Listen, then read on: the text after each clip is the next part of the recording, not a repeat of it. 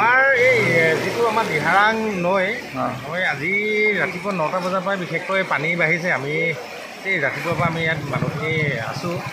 তাত কিছুমান এই কুঁহিয়াবাৰী লাইন বুলি কয়, তাত 5 ঘৰমান ইতিমধ্যে বুৰিলে আৰু 5 ঘৰমান বিপদসীমাৰ ওপৰত আছে পানী। আমি এতিয়া গৈ চাই আহিছোঁ, ৰাইজক য'ত যেনেকৈ সহায় কৰিব পাৰোঁ বুলি ভাবি আছোঁ।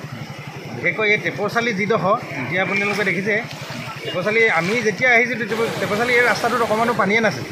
বিশেষকৈ অলপ দেৰি প্ৰায় এতিয়া পানীটো বেছি হৈ গ'ল আৰু এইটো ছাইডেতো যিকেইঘৰ আছিলে তাত ডুব খালে।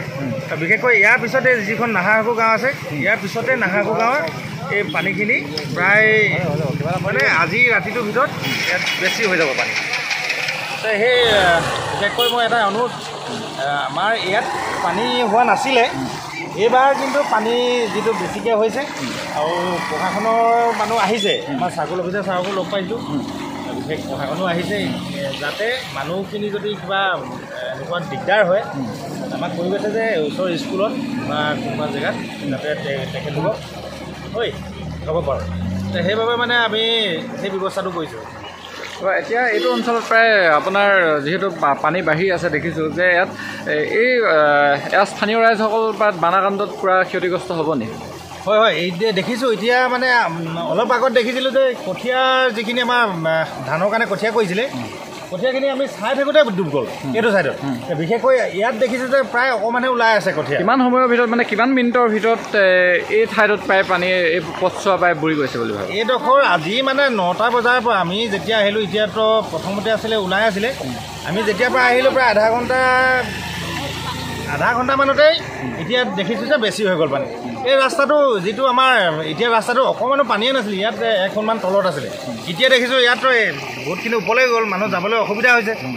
আৰু সেই কথাখিনি মানে যাতে আপোনালোকৰ জৰিয়তে আমি যাতে হেৰিয়াক প্ৰশাসনক বা আমাৰ হেৰিয়াক দেখাব পাৰোঁ আৰু আপোনালোকে যাতে এইটো ইনিচিয়েটিভ লওক। আৰু আমিও সহায় কৰিবলৈ বিচাৰিছোঁ, মোৰ লগতে গাঁও প্ৰধান আছে, আমি এই গোটেই হেৰিটো চাই আছোঁ। কিমান অঞ্চল ইয়াত এই বানপানীৰ পানীত মানে কিমান অঞ্চল, ইয়াৰ ওচৰ পাজৰ কিমানখিনি গ্ৰামাঞ্চল মানে ক্ষতিগ্ৰস্ত হোৱাৰ সম্ভাৱনা আছে? আমাৰ বিশেষকৈ বাইছপটীয়া, টেপৰচালি আৰু আমাৰ নাহৰাকু আৰু বিশেষকৈ চিৰিঙলা, এই যিটো লাইনত আৰু এইফালেতো আহিছে, আমি সেইটো নকওঁ। আমাৰ এই অঞ্চলটো টেপৰচালি, নাহৰাকু, চিৰিঙলা এইকেইটা কিন্তু এইকেইখন পথাৰত ধান নহয় নিচিনা লাগিছে, কাৰণ কেলৈ এইটোতো ডুবেই গ'ল আৰু যিখিনি কঠীয়া কৰিছিলে ৰাইজে এইটো কঠীয়া ডুব গ'ল। ঘৰ দুৱাৰো কিবা ঘৰ দুৱাৰ বিশেষকৈ আমাৰ কেইঘৰমান ঘৰ দুৱাৰ ডুবিছে আৰু এইটো ছাইডত ঘৰ দুৱাৰ ডুবিলে।